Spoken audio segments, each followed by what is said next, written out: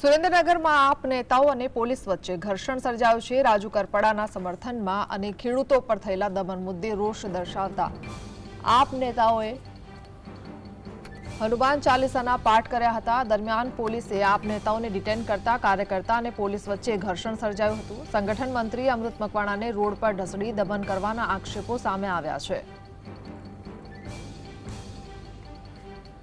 સંવાદદાતા ફઝલ જોડાયા છે। ફઝલ, શું જાણકારી? આમ આદમી પાર્ટીના નેતાઓ અને પોલીસ સ્ટાફ છે તેમના વચ્ચે ઘર્ષણની ઘટના બની છે। જે આપ નેતાઓ છે તેમના દ્વારા આજે સમગ્ર સુરેન્દ્રનગર જિલ્લામાં કાળા દિવસની ઉજવણી કરવામાં આવી રહી છે।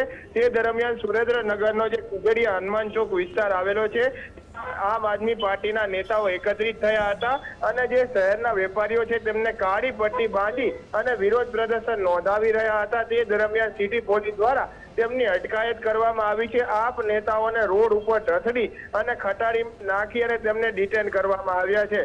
આ જે બોટાદમાં ઘટના બની છે જેને લઈને આમ આદમી પાર્ટીના નેતાઓ દ્વારા કાળા દિવસની ઉજવણી કરવામાં આવી રહી છે। રાજુ કરપડાના સમર્થન અને ખેડૂત પર થયેલા દમન મુદ્દે આપ નેતાઓ દ્વારા રોષ વ્યક્ત કરવામાં આવી રહ્યો છે।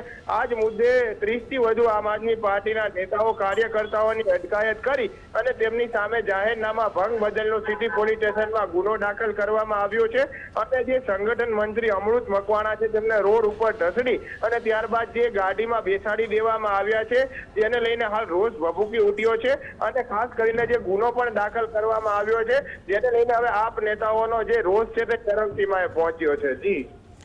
જી, આભાર।